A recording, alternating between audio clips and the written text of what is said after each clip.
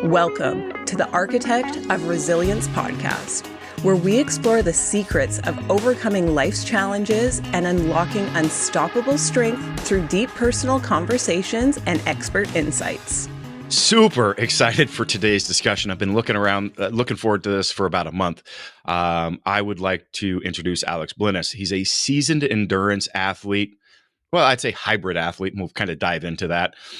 Elite coach who combines years of competitive experience with data-driven approach.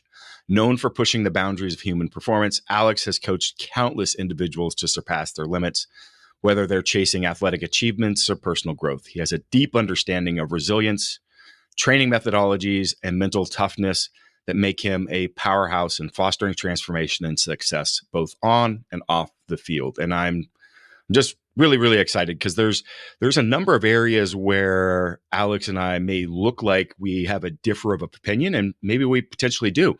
And I think that that's what will make a really engaging podcast as we dive into things around movement quality versus movement optimism. How the fitness industry as a whole operates off of fears and insecurities.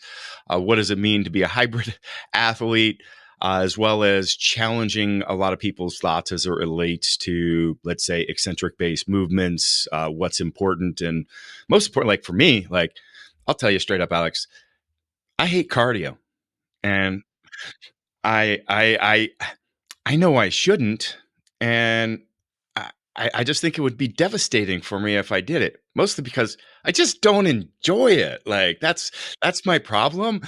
But I think it's really important because I spend a lot of time on longevity, on injury prevention, injury recovery, and without a doubt, like metabolic health and chronic inflammation, like these are pretty deleterious things for both muscular recovery as well as joints. Like, let's talk about this because, cardiovascular training, aerobic training has a pretty big impact on that. Is that not right?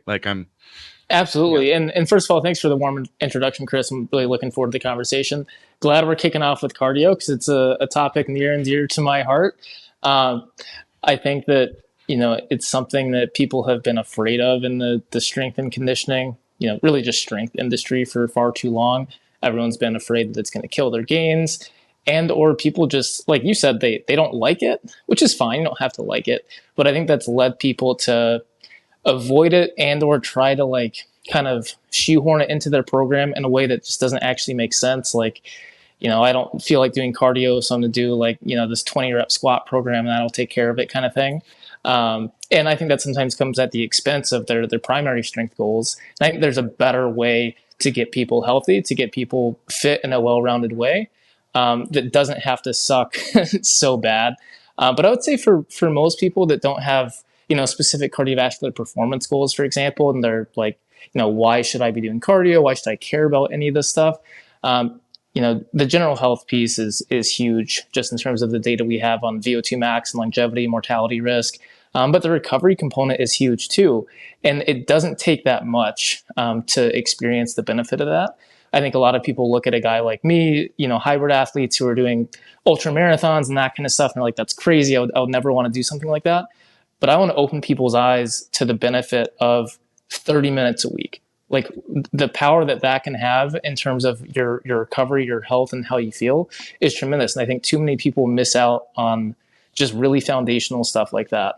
So I'm hoping that through this conversation, we get some more people and they're willing to invest 30 minutes, 60 minutes a week into, being a healthier person. Yeah.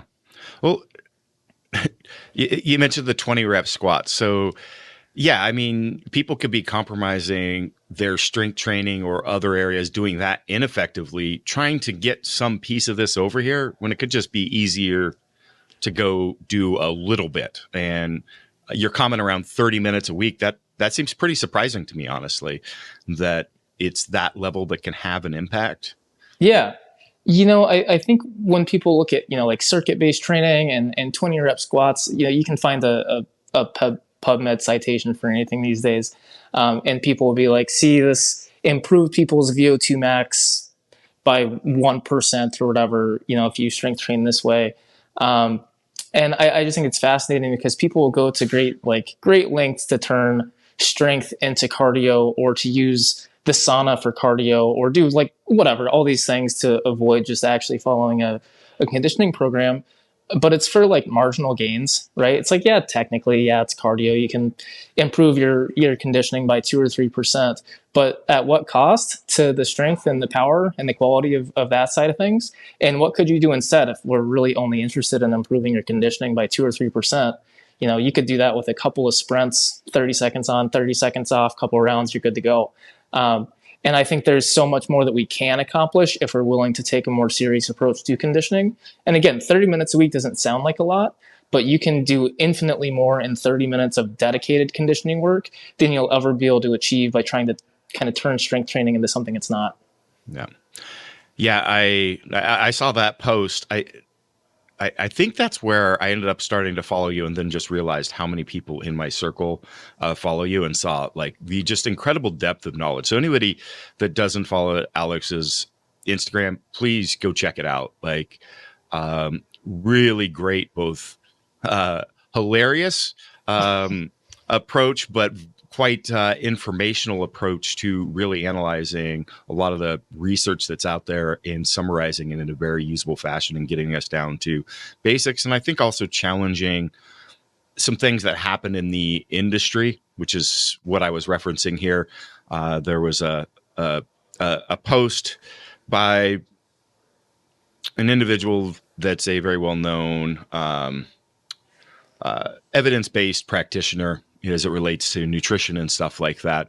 And it just brought out how much as an industry, myself, others, I'm not going to, I think that so many people are used to wanting to stick to the things that they're comfortable with and promote those.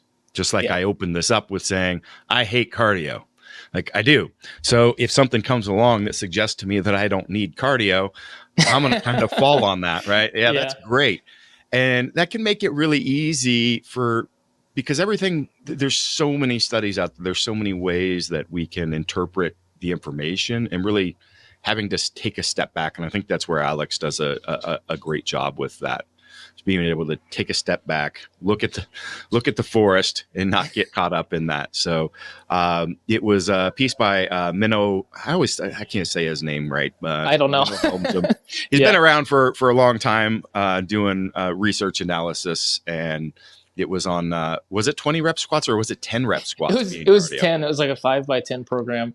And it's funny because you really can find a PMID for just about anything, but it's not just about reading, the abstract or the conclusions. It's about having, a depth of knowledge and having some subject matter expertise to be able to kind of contextualize these findings and, find flaws in the research and figure out how to actually put it into practice. And I think it's important to kind of confront your biases. Like you just did, you said you hate cardio, but you're willing to talk about it, explore it, promote it, which is fantastic. And I think too many people, they're like, oh, I don't like it. So they're going to look for any possible reason, any possible study to support why they don't need it, instead of taking a more unbiased approach at it. Yeah. So thanks for having the conversation about it.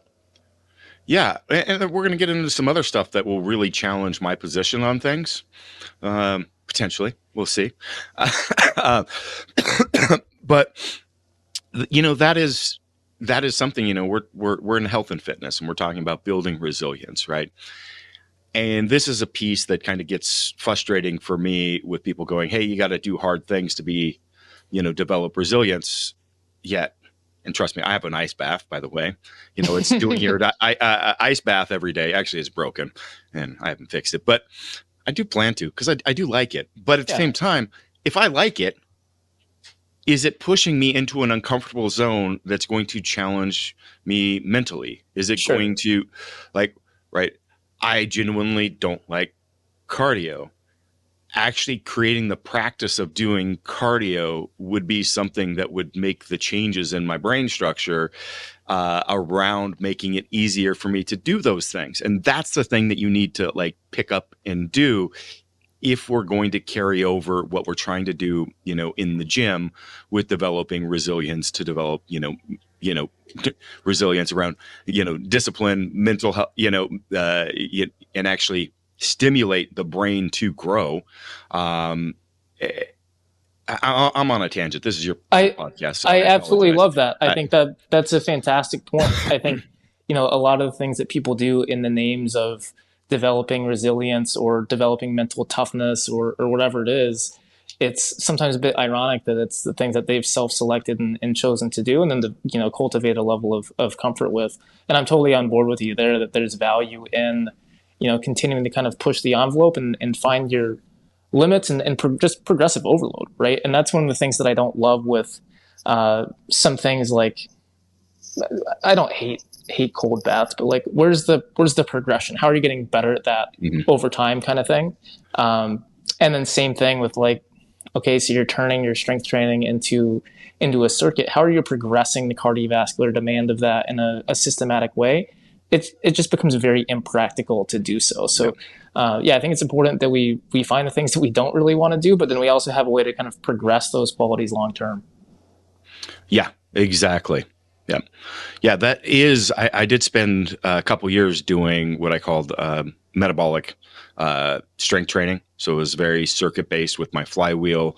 This is as I was getting out of the strength to start ramping up my metabolic. But yeah, there's a point of, I loved it, but I'm kind of veering back away from that and splitting those. So I've started integrating sprinting, and now I got to get back into my strength training and not doing that in this continuous giant set circuit training type fashion.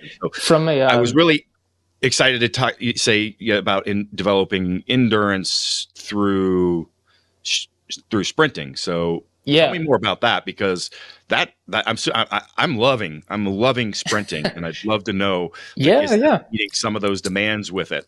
Well, I mean, so first of all, just from like the perspective of a hybrid athlete like myself who does, lifting pretty seriously and also, runs marathons and ultras and all that kind of stuff.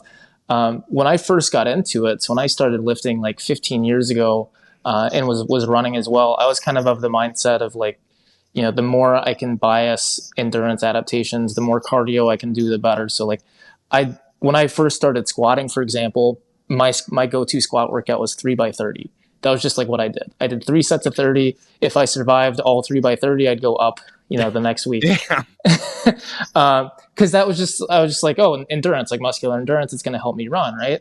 And like it worked. But in hindsight, it certainly wasn't the best thing, because what I've discovered, over time is that when I use strength training for what it does best, which is developing strength and power, that gives me more energy left over to actually use conditioning, as conditioning is meant to be used. And so when I was doing like these 3x30 squat workouts, my legs would be so wrecked, I'd try to run afterwards, right? And it's like, what do I have left? So instead, now I might do, a 3x5 instead of a 3x30. Sure, I'm not getting as much cardio from the strength session, but I have infinitely more energy to then, do a productive run workout. So that's kind of the take-home message for people that do actually have an interest in having some capacity on both sides. If you want to be strong and you want to be fast, it actually makes a lot of sense to separate the two and kind of use tools in the way that they're best used, and then allocate your time and your energy as efficiently as possible.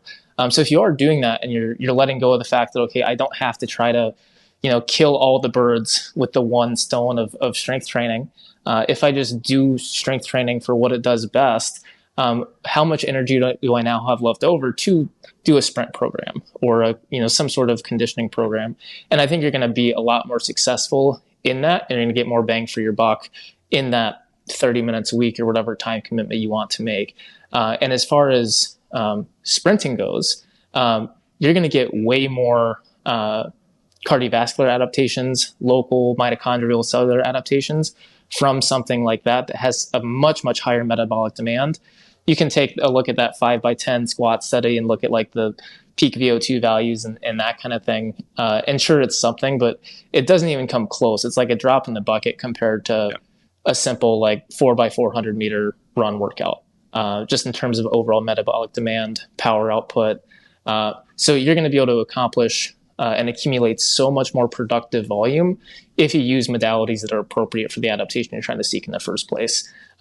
So yeah, I would much rather see a guy like you do a 3x5, 5x5, whatever kind of squat protocol you want to do, have some energy left over, knock out a couple sprints. I think you're going to be leaps and bounds ahead of the guy, both in terms of strength, power, and conditioning.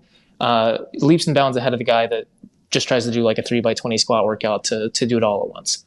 Let's dive into the world of optimizing your overall health. With pushing my physical limits, I encountered significant reductions in my health, and I reached out to Merrick Health as the premier telehealth service. I loved their personalized health coaching from the comfort of my home. They empower you with the choice of self-service diagnostic labs, or what I chose, the guided optimization with expert interpretations of blood work, health coaching, and with medications delivered to my door. Merrick Health is your partner in optimizing your health. Listeners can seize a fantastic 10% discount off their first blood work with code RESILIENCE at merrickhealth.com. That's code RESILIENCE for 10% off. Yep. No, I've absolutely been loving it. Been doing hill sprints, so 75 and 150 meter hill sprints several times a week. And my times on that have just dropped dramatically. My recovery between, it just feels really, really good. Yeah. Maybe not so great after I do those 150 meter hill sprints for a few seconds, but the dosing is important, and I'm sure you're doing a fine job. I think a common mistake for people that come from like a strength background and they're like, okay, I want to add some conditioning, is they do the equivalent of German volume training on day one. Like no one in their right mind is going to go in the gym and say, all right, day one in the gym, let's do a 10 by 10 squat program, whatever. It's just stupid.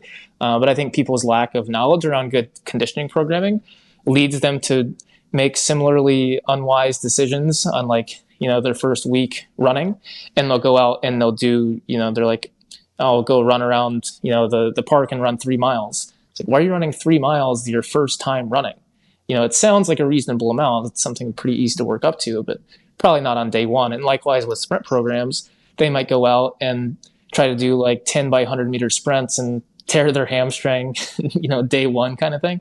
So give yourself time, dose it appropriately. If you're new to this kind of stuff, you can, warm up for a couple of minutes, do a couple of sub-maximal sprints, and call it a day. That sounds like nothing, but I'd much rather someone start with that and then have something to build on. You're going to be much more successful. You're not going to have the aches and pains, the soreness, compared to someone that tried to go too hard too soon. Yeah. I'm older now, 47. And so I've been very aware of that this time around, not because of the age. I mean, just because of the years of experience. I still feel like I'm freaking in my 20s. I honestly just don't feel much different, but the experience has taught me. Finally, I'm a slow learner. Me too. It's like I kept it really easy, and I literally spent a couple months easing into it. There's no rush, and if so, yeah, especially somebody with my history and my power, and I'm gonna tear a hamstring or an Achilles. Yeah. Actually, that's the big hitter I see with, power people going out and trying to do something like that. It's like, bam, there's a rolled up, gas drop right quick, It's like, sure. I don't want any part of that. Let's just roll into this. Yeah. Well, and I think that is often kind of what turns off some people from adding conditioning is they're worried about that kind of stuff. They're afraid of I don't want to tear my hamstring, or I don't want to interfere with my strength training and that kind of stuff.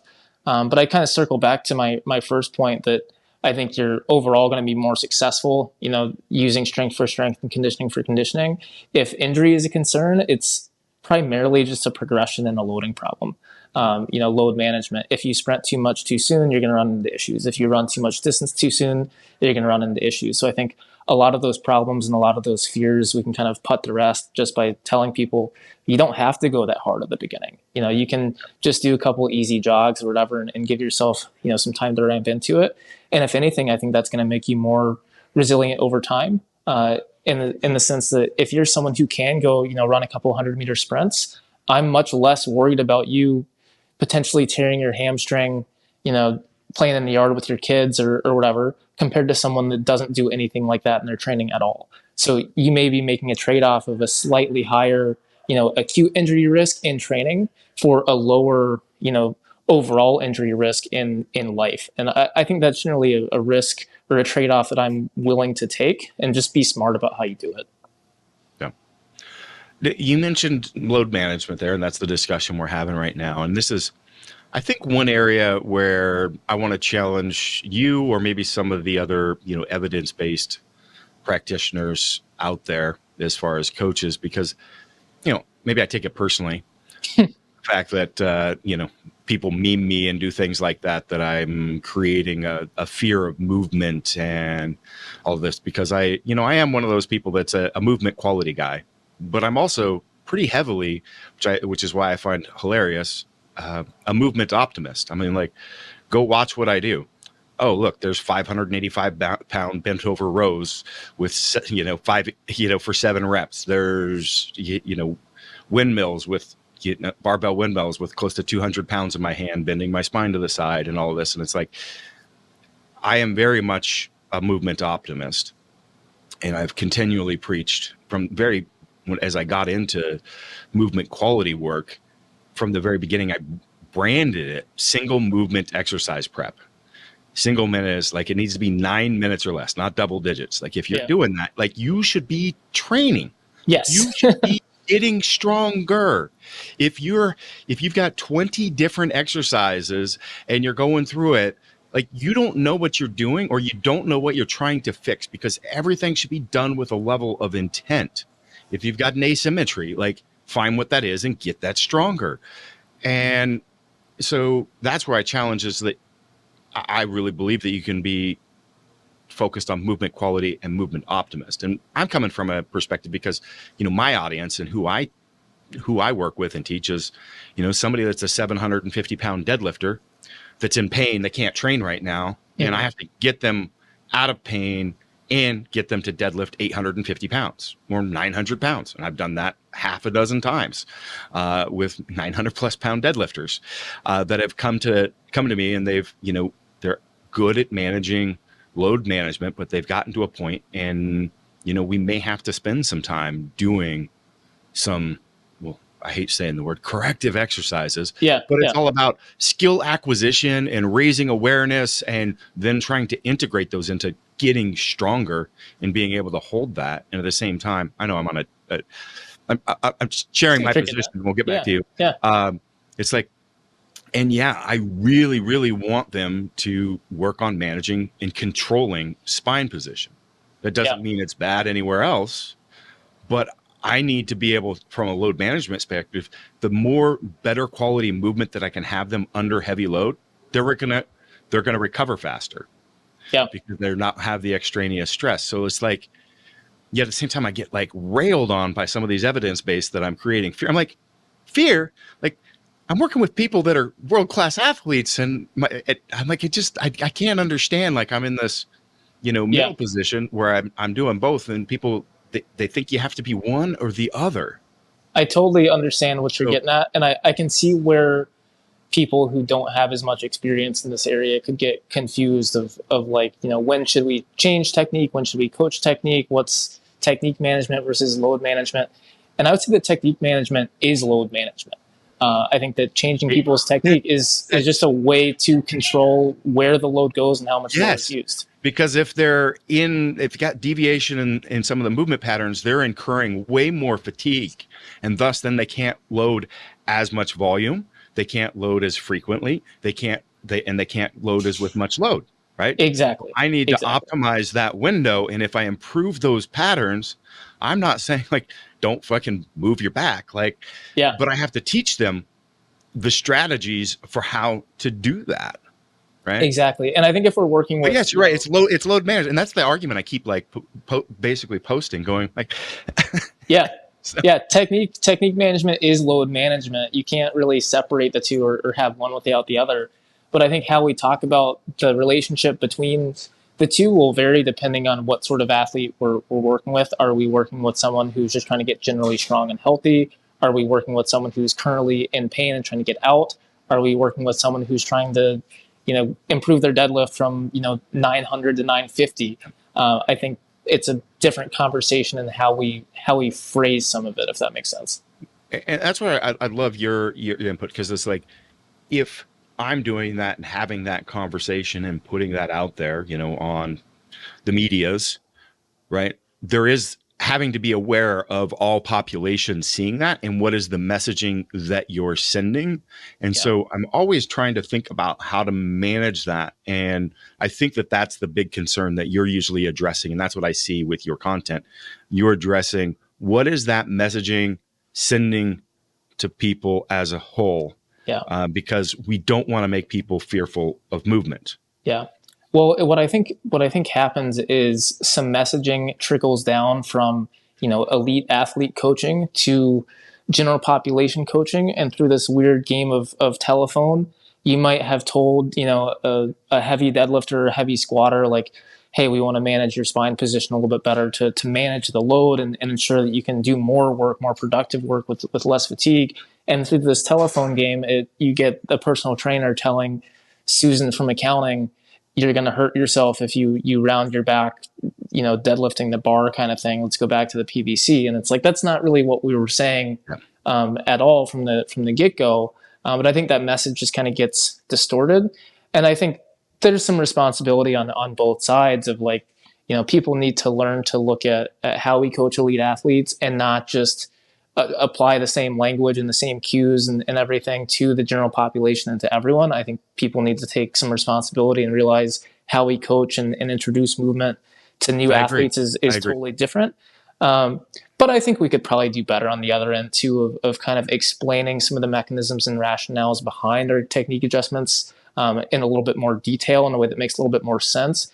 Because I've heard coaches, cue athletes to do stuff that, like, yeah, I agree with the cue they're giving. I agree with the change that's being made, but the description for why it's important didn't really add up or didn't really make sense.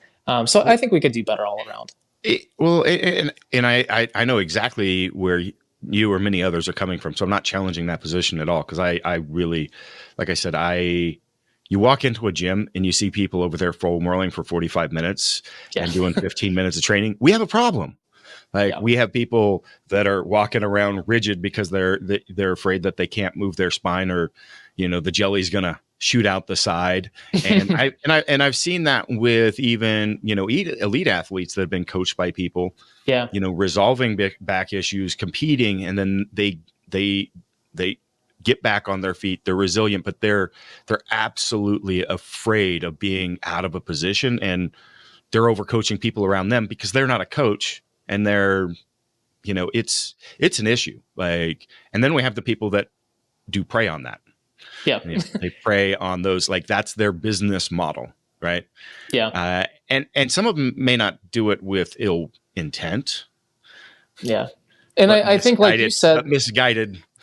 Like you said, some people prey on that, and that's their business model. And I think you can almost say that the same thing has happened on the other extreme of people making an entire business model and coaching practice out of developing resiliency, and let's bulletproof you with all these, train in a rounded back position, intentionally, let your knees cave in on these different patterns, and let's do a bunch of like tibial rotation work and whatever. And you can create a whole practice out of kind of the opposite of, a practice focus on movement variability and building resiliency. And I agree with, some of the messaging behind some of that kind of stuff too, but I think they can miss the mark as well when it comes to what does it take to perform at a high level in some, very specific exercises and specific movements. Yeah. Like, I'm not going to have, an elite athlete doing, with their training. Yes, they should be able to do why can't I think of the name of that deadlift right now? I know you do it a fair bit. I've seen some of those. Like a Jefferson curl or something? Yes, the Jefferson curl. Like, I can Jefferson curl like a motherfucker. I'd probably be a world champion Jefferson curl. But, if an athlete has a high level of fatigue in their program around those positions, we're not going to program a thing like that in there. Yeah, you're not going to double or triple down on that. Yeah. Yeah. I lost my train of thought, but movement variability, I think, is pretty important. That's been something that's been a cornerstone of my personal training journey for anybody that follows what I do, despite being, like I said, a movement quality guy, like I've always been high on movement variability to the point of potentially too much for being an elite specialist, I Yeah. would say. So, Yeah.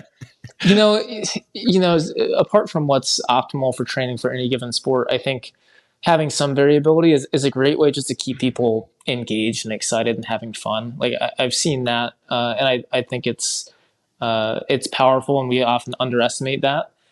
Most people don't have the mindset that it takes to just squat, bench, and deadlift for 30 years. You know what I mean? And I think giving people some more training options is great. I was just at the gym this week. I was doing like Zercher deadlifts, and a guy came up to me and he's like, "Hey, what is that? What are you working?" I kind of explained it. I tried to like give him a little bit of caution of like just he started to try to do it. I'm like, let's like ease into it. Let's not just like try to rip three plates off the ground. But he's like, I just love seeing it because I'm so bored with just my squat bench dead program, and I totally understand that. So I think encouraging some variability from that standpoint is great for people. that's huge for me, and that's how I explain it to people, because people will reach out going, they think it's some super training secret thing that you're doing, like, oh my god, what is the you're the mad scientist, it's got to do like, no, I want to do something like that. This is for the soul. Like, it's having fun. I have seasons every year for the soul, like just doing wacky shit. Like that's my Duffin circus tricks. It's funny because that I explore these weird ass things with that with the whole like squats for cardio thing, and I was like, 10 reps squats isn't cardio. Someone's like, well, I see you do higher up squats sometimes. Like you did a set of 30. He referenced a set of 30 I did the other month. I'm like, yeah, I'm not doing it because it's cardio. I'm doing it because I'm stupid and I think it's fun. Like you don't always have to have some super special scientific reason for it. You can just like it. That's fine. Yeah. Just because you enjoy it. Well, that brings up, I saw a post that you did. I think it was one of your more recent ones about, and it really struck home to me, around rediscovering the joy in what you have been doing for exercise, because you were a highly competitive, endurance athlete for a period of time, and then you quit competing. Tell me about that journey. And I'm also interested in like the fact that after such a long break and not being competitive, like that you actually did a race at 30 pounds heavier at the same speed. Like you've added a lot of muscle. Like you're legitimately strong. Like you're not a poser. Thank you for that. That means a lot coming from you. So I've been running pretty seriously since I was 14 years old or something like that, and I got pretty good after some work. I wasn't super fast right away, but I just kind of loved what I did. Discovered ultra distance trail running, which I ran my first ultra marathon when I was 17, which is way too young and too stupid to be doing such a thing. But I had a fucking great time. I loved it, and just started doing more and more and more. But it kind of spiraled out of control to the point that I think I did like 200 races, 200 competitive events within like a 4 or 5 year span. So it was like every other weekend I was out doing some new 50-mile run or marathon or obstacle course race, and it was kind of out of control. That's going to college. That's going to burn you out. Yes. Oh yeah. That was while I was in college. It's while I was launching my coaching business for the first time. So it was a lot going on. And I think when you're in your early 20s, you can get away with that for a little bit. But eventually I started getting tired. I had a stretch of like a couple months where like my performance was just dropping. I was training, I was racing, I was doing all the things, and I was just getting worse. I was like, what's going on? And I think, I was burnt out. I was fatigued mentally. I wasn't with it anymore. I wasn't having as much fun anymore. And I was like, I gotta call it quits. Had some life changes, got into a serious relationship, moved to a different state. I was just like a lot of life stuff that kind of pulled me away from it too. So it was a nice change of pace. And then just got really into lifting, more than I had been prior to that. I'd lifted some prior to that, but kind of doubled down on the lifting for a while. I still ran. I never stopped running, never stopped doing cardio. Always was a big believer in the benefit of it. Would run some for fun, but I was training, 20, 30% as much as I had been. And it's only fairly recently, within the last year or two, that I've gradually started to get back into it. I had a couple of false starts along the way where I'd like kind of start ramping back up and be like, I'm not feeling it, kind of thing. And just this year, I found an event that was kind of new and different and scared me a little bit. I found an uphill marathon in the Swiss Alps, where just straight uphill for the whole marathon. I was like, I've never done anything quite like that before. So I think just having a unique challenge, stepping out of your comfort zone a little bit. I've done plenty of ultras and marathons, but I've never done anything in the Alps, never done anything straight uphill the whole time. So it kind of challenged me to train a little bit differently. How do I prepare for that long of an incline? That kind of stuff. And I hadn't really been in that mindset for a number of years. So it was really refreshing to step back into it, but also have some new things to think about, challenge myself in a way that I hadn't before. So this year has been really great to kind of rediscover like the joy of trying to figure stuff out, of like, okay, how do I do this? How do I overcome this obstacle? So I think just having some new challenges, otherwise it gets monotonous of just like doing the same thing all the time. So I see that with lifters all the time. They get bored with powerlifting or whatever, and then they discover a new lifting discipline, or they discover some of these, interesting, old time lifts or whatever, and it lights the fire again. And I think there's a lot of ways to do that, but it's important to find what that is for you, because training is a lifelong pursuit. What you can accomplish in your competitive prime is cool and all, but you want to set yourself up to do this for life. I think that's super important. I absolutely agree. And I've been training for long time, 35 years, I think. And it's really frustrating to see people come in, get so intense at something, for a couple years, like train like they're some top end competitor, where that's like they're super hyper focused, and then 2-3 years they're just burnt out and leave that part of their life, when the most important was actually just the training side of it. Like, it's the greatest, quality of life longevity hack that there is strength training and sprinting, in my opinion. Yeah, I would agree with that. That nothing makes me sadder than talking to someone and they find out I'm into fitness or whatever, and like, oh yeah, I used to be a runner, I used to be a lifter or whatever. And like, you look at them, you're like, well, what happened, man? We want to set people up for lifetime success. I love a story. I was talking to my friend John Wellborn. He was a dominant. He has a power athlete. His coaching service. He started CrossFit football, and he was a pretty dominant NFL player for 10 years. And he's just a badass. He's like 6'6" and 300 pounds, 275. And he was telling me, he's like, yeah, some of my old NFL buddies, I'll come around, I'll see them every now and again, and they'll look at me and they're like, man, how'd you stay in shape? Like, yeah. It's like, what are you talking about? Like, we used to train like we were going to war. Yeah. You stopped? Like, right. well, why'd you do that? Yeah. So many people are all or nothing though, right? They don't know how to make it sustainable. They're either all in or all out. The idea of just coming up with a 3-day a week, 30 to 45 minute plan, people don't understand how to do that. They're either training 2 hours a day every day or not at all. I think people need to learn more about how do you maintain, like, because sometimes life's going to throw you into those spells where you don't have the time or the energy to progress or be your best, but you have the energy and the time to do something. How do you make that something as productive as possible? I think more people could learn how to do that. Yeah, it was actually, I had a podcast with Lane Norton, and he had some, despite the other interaction that had recently online, but it was about, life is, you got to think about life just like training as being periodization. It's got periods, right? Yeah. You're going to have more focus on one thing than another, and that's okay.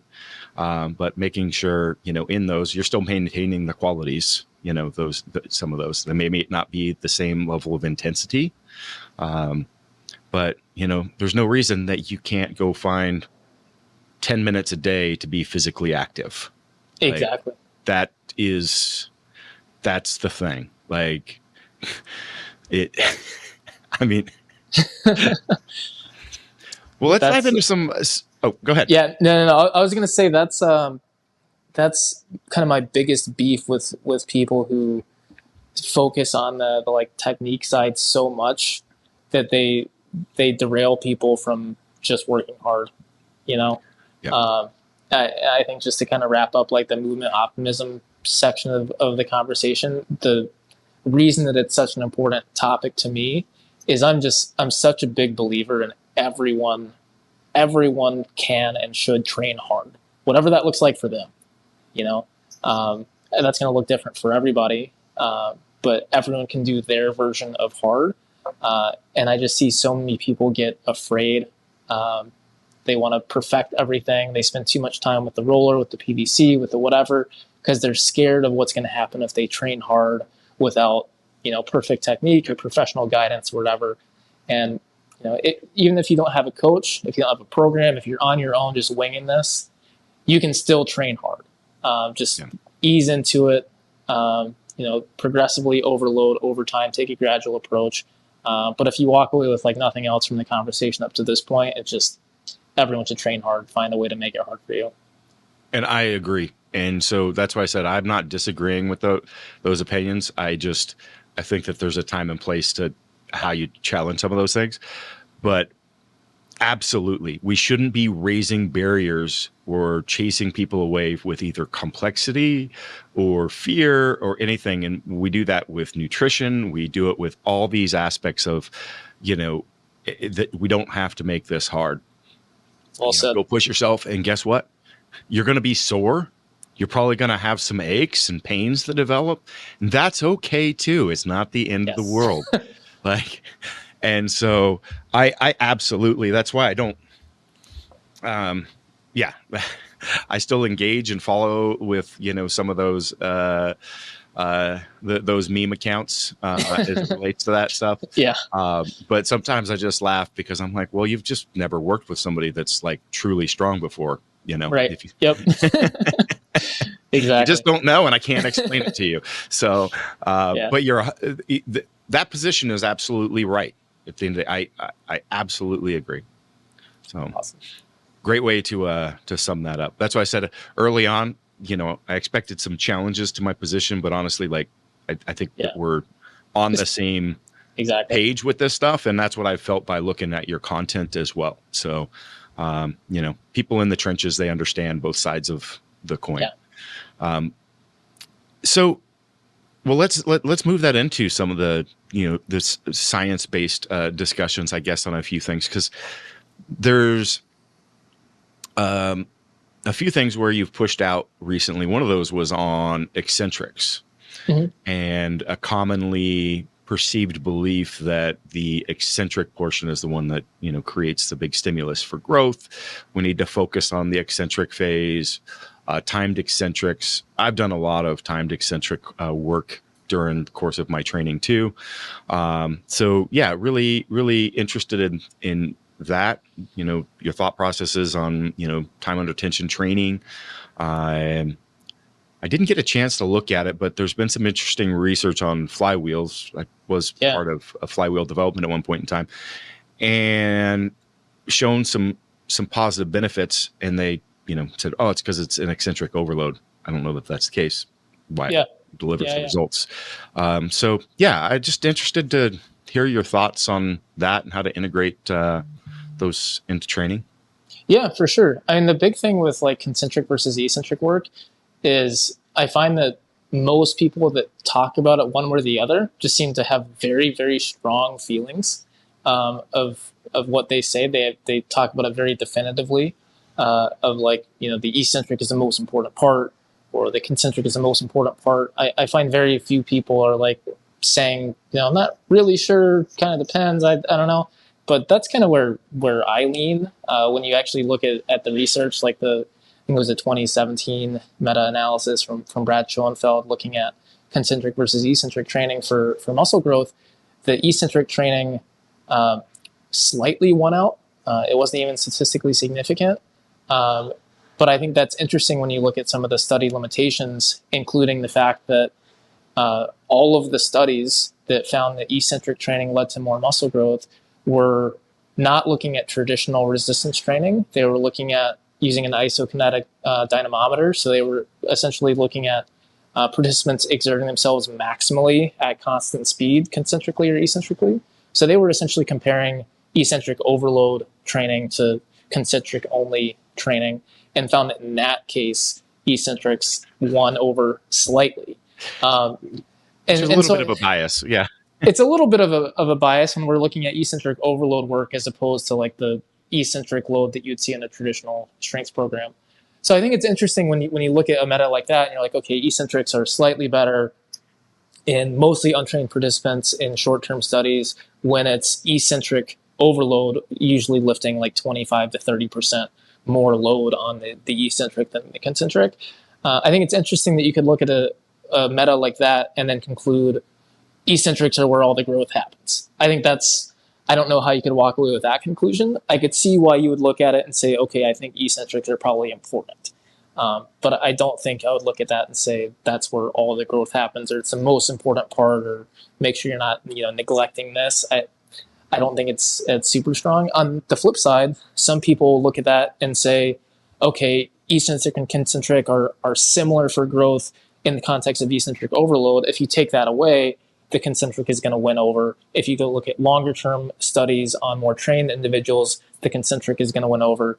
But we just don't have, we don't actually have the data there. It's kind of an assumption or a guessing game of like, this is what I think would happen in longer term studies on more trained participants, without eccentric overload.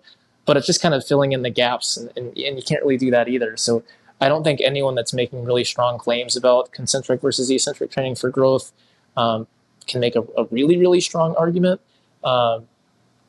People will often say regarding the eccentric, people that want to argue for concentric being more important, they'll say, well, eccentric training is going to have more muscle damage and inflammation, and we really just want to stimulate muscle protein synthesis and minimize muscle protein breakdown. But I think they fail to account for the repeated bout effect of, when you start an eccentric training program, there's going to be more muscle damage, more inflammation from the eccentric portion. But is that going to be the case in 12 weeks? I don't think so. I think with the repeated bout effect, I think you're going to see an attenuation in muscle damage and inflammation that's going to negate some of their arguments in favor of the concentric. So I think there's just a lot of arguments you can make in both directions that kind of prevent us from being able to make super strong claims. My interpretation is they're probably both good. And, how is that going to vary with training status over time? I'm not 100% sure. I just can't be 100% sure about any of that. Is eccentric overload training something that we should then consider implementing in people's programs to make sure we're getting as much juice out of the eccentric as possible? Maybe. Is there maybe a cost to that in terms of recovery and damage that makes us not be able to push as hard on concentric training? Maybe. I just don't think I can say anything with like a super strong opinion on the matter. I'm generally kind of my bias is leave no stone unturned. I think it would be surprising. It would be surprising to me if the best way to train was to ignore half of the movement. I think that'd be interesting. I'm just looking at it as an excuse to continue my dropped deadlifts. That's the whole reason I'm asking, so I can pick it up and throw it down. I would not be surprised if you told me you're like, hey, the new study dropped today. It showed that if you do drop deadlifts, concentric only work in conjunction with some heavier eccentric overload work. If you told me like, hey, that's the magic approach, is to maximally overload the concentric and maximally overload the eccentric separately, I would not be shocked. But I don't think that we have the data to be able to say that definitively. But I wouldn't be surprised if that ended up being the case. I've got some pretty good data that if you throw the weights down, it intimidates them and makes the lifting easier. Trust me. You scare you. It's all about like letting the weights know where they stand. Yeah. So, I mean, if you want to see my research, I could send it over. But I mean, for sure. I think there's something to, if you're doing your strength and power. It also work, turns on the wifey when she sees the videos. So I'm sure it does. All right, guys, we talk a lot about mental resilience on this podcast, but let's talk about another type of resilience. That's movement resilience. We want to move well, recover better, and do it for life. and it starts with your feet. And you can start today with Naboso. Naboso is a sensory technology company founded by a functional podiatrist, and all their products feature a texture to stimulate, strengthen, and awaken your feet. I use their splay toe spacers and Neuroball to release my feet at the end of every day. They also have these textured recovery socks that feel like a mini massage when you walk around. If you're looking for an effective way to bulletproof your feet, head to naboso.com, that's NABOSO.com, and use code RESILIENCE for 20% off. I would not be surprised if it's a good idea to do some, drop deadlifts, train some fast eccentrics, some slow eccentrics. Yeah. I find that generally people respond best to a wide range of training inputs.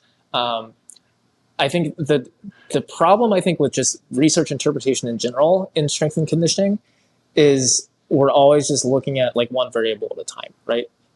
You can do it with the concentric versus eccentric debate. You can do it with like lengthened position versus shortened position training. They want to just compare this versus that and not look at it in the context of an entire training program, where it's like, okay, what if we have a program that dedicates 80% of the training volume to this and 20% of the volume to this? How does that compare to a 50-50 volume allocation? What does that mean for recovery? What does that mean for how long is the session going to take? I think there's a lot of variables like that don't get properly accounted for. So I think people make a lot of strong conclusions from very isolated study interventions. Yeah.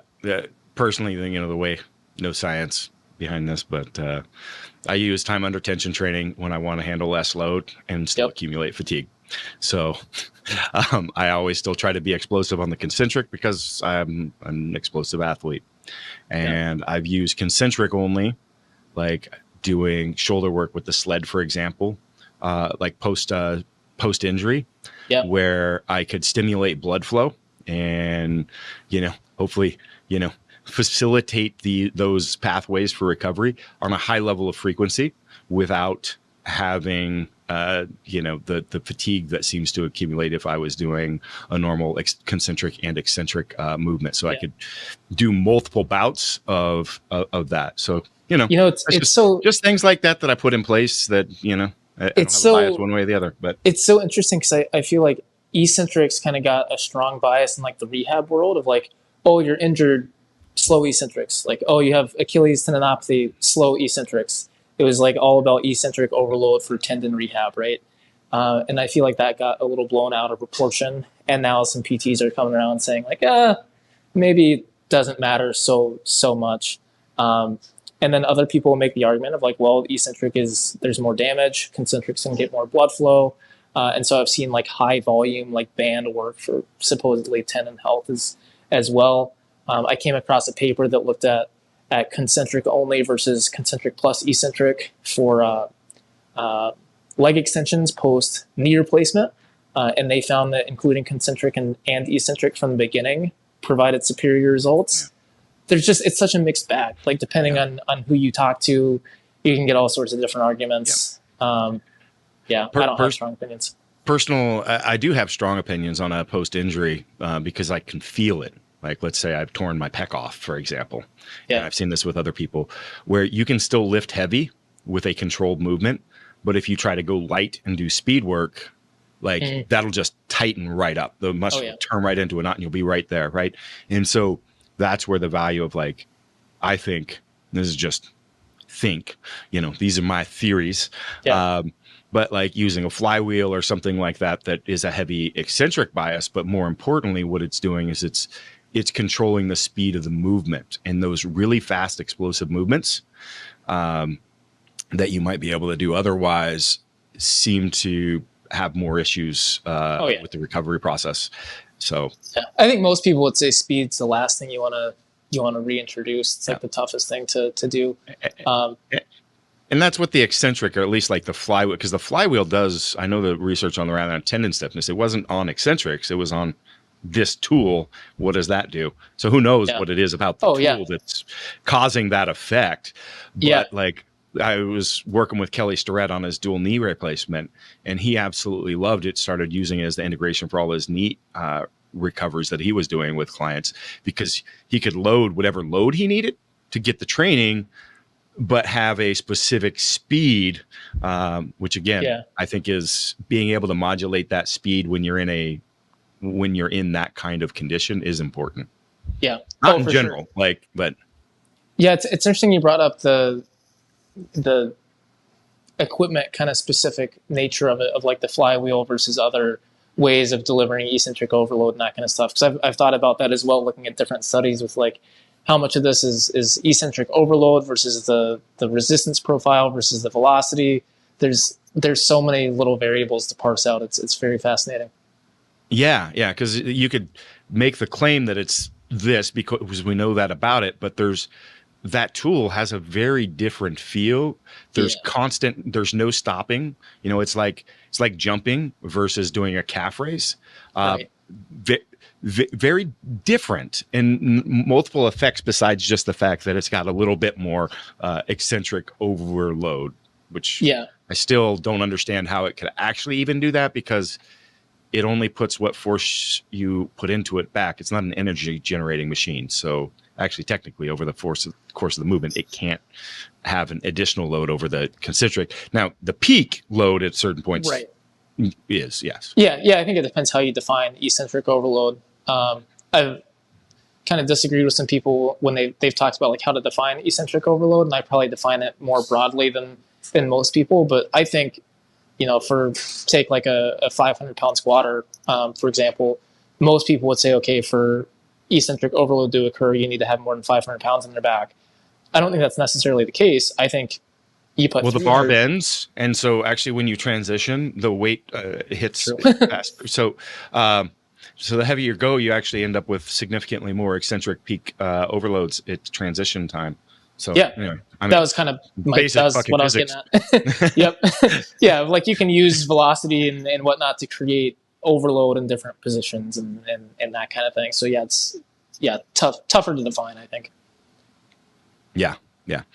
And again, they don't have studies like that because all your studies are done with a population that can't have those sorts of effects either. So it's interesting. Yeah. So long and the short of it is I hesitate to say anything, super strongly about it because of all those limitations and all the different variables. It's interesting. I have like general feelings and hunches, but I just don't like to. So many people come out and they're like, "This is the way it is," and if you don't agree with me, I'm blocking you and I'm going to send you angry DMs. I can't do that. Don't you love that stuff? Yeah. Oh my God.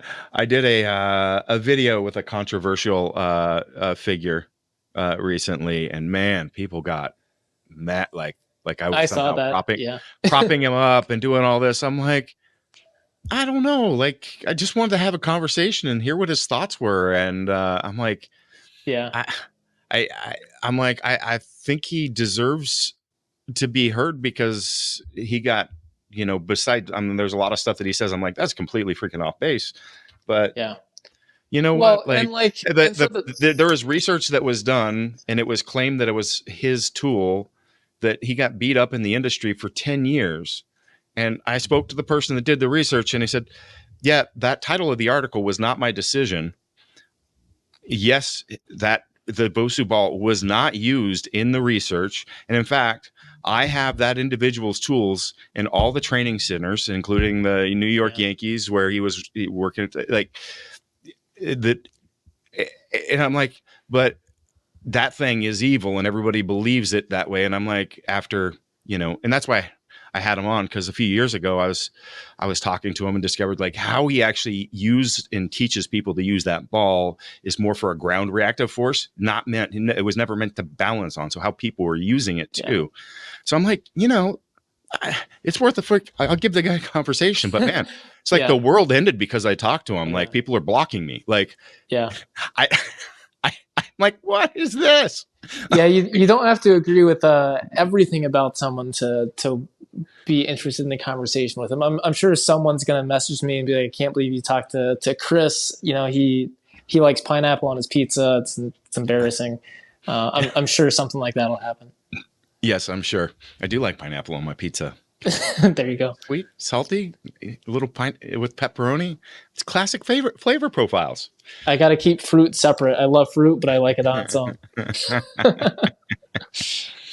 Well, I had so many other questions, but we're bumping against time. I guess I would like to squeeze in how you manage intensity with cardiovascular or sprinting, running. I know a lot of people are using technology as it relates to that.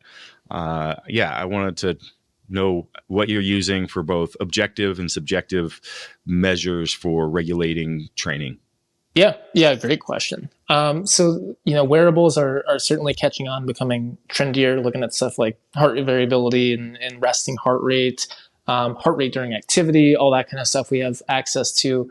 I think where it gets tricky and people misuse some of these tools is they just apply them over simplistically. So like heart rate variability, for example, they assume that higher is better.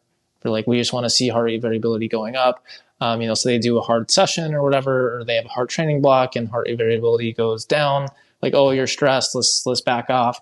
But you're supposed to be stressed at certain periods of your cycle. Like that's exactly.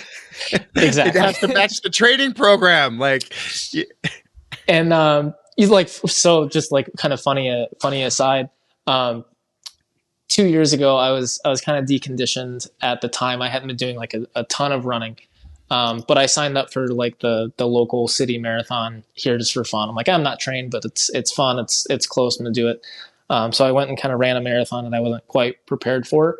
And the following night, I had the best HRV numbers I had in like 6 months. The night of running a marathon unprepared, right? And so I think some people would be like, well, that doesn't make any sense. Like you'd expect from a big stress, like your HRV to plummet. But HRV responds differently to different type of training inputs. And so from like low intensity training, you could be overtrained, overreached. But if you do that via low intensity training, you might still see HRV go up. So you might look at that and be like, oh, HRV's up. I can train harder. I can train harder. I can train harder. And then eventually you just bury yourself because you weren't interpreting the changes correctly. Whereas, from high intensity training, when you start doing more and overreaching, you might see some of those numbers drop, but it's not inherently a bad thing. And in fact, we tend to see a drop in HRV prior to like high level performances in anaerobic events. Non-aerobic events, that's a properly designed training program gets you into an overreaching phase at those periods before, and then you're like, it's really basic, but they right. The tools don't tell you that. It's just like you're supposed to be in the green or the red. Like right. Exactly. Take it easy. Yeah. So the like what do you call it? The algorithms or like systems that some of the devices have in place to tell you whether you're recovered or not. I don't pay much attention to them because I find they don't take into account like the purpose of the training phase, what you're trying to accomplish, all that kind of stuff. So I will look at that kind of data sometimes. I'm a big fan of just overnight heart rate. I find that I've often gotten better, more consistent quality data from that than some of the HRV numbers that, are we measuring HRV in the proper sleep phase? And is it really good data that we can, take action on? I have a lot of questions there. So I tend to not index it or index it super highly. But overnight heart rate, resting heart rate, I'll look at a little bit more closely. Big fan of looking at heart rate during activity, especially at fixed intensities. So for example, get on the Echo bike or get on the assault bike at a fixed, say 200 watts. Like you have a fixed warm up 5 minutes at 200 watts. Let's see what your heart rate response is to that and quantify that over time. That can be a good indicator of training readiness. Looking at short sprints or something like a standing broad jump, you'd probably like this because you mentioned VBT at the beginning as an indicator for like nervous system readiness. But if you get on an assault bike, for example, give me 5 minutes of warm up, give me 3 attempts at like hitting peak power at 9 out of 10 effort, we can track what that is looking like over time. And if we see a big decline in that or a standing broad jump or some sort of other kind of simple high output performance test, then we can get an idea of, okay, your training readiness is not good this week. Let's pull back and get you some more recovery. So we can use a variety of those metrics depending on on the athlete and what their goals are, and whether we're focused more on high intensity in the block or low intensity in the block, that kind of thing.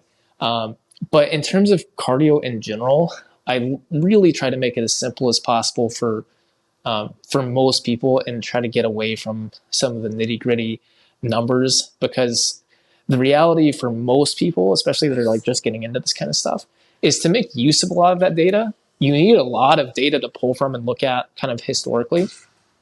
If you've been training for 1 month, we can't use your heart rate very well, or we just don't have enough data to see like what has your response been historically and that kind of stuff. So just focusing on RPE, easy, medium, hard, that kind of stuff, I think can take people really, really far.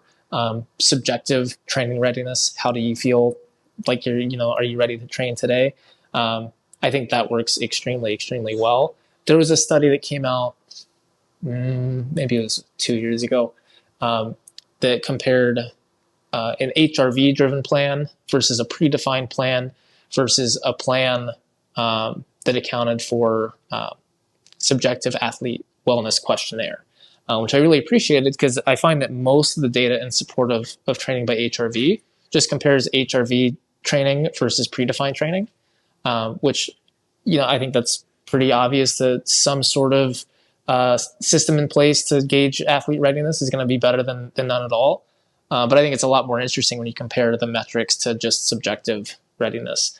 And most of the data we have on that suggests that subjective readiness is often just as good as some of the really metric heavy stuff. So unless you're really well versed in interpreting the numbers and interpreting the metrics, I think subjective readiness is far better. You have to have a pretty sophisticated understanding of how a lot of the numbers respond in different contexts to be able to act on it in a really educated way. So I try not to emphasize that too much for most people, especially people that their biggest stress in life is not their training, but the rest of their life. I find that it's less useful for those people as well. So that was kind of a rambling answer. So my apologies there, but maybe some follow-up questions to get us back on track. No, I think that was good. Yeah, no, you covered a lot of ground in there that was just, I think, will be interesting for people to capture. So, yeah. Very cool. Any last things that you would like to drop in that don't think we've put some time into that you want to cover on the scope of the podcast?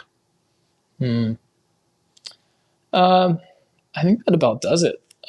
Really enjoyed the chat. Appreciate you having me on. Yeah, I think that covers it for the day. Thanks, man.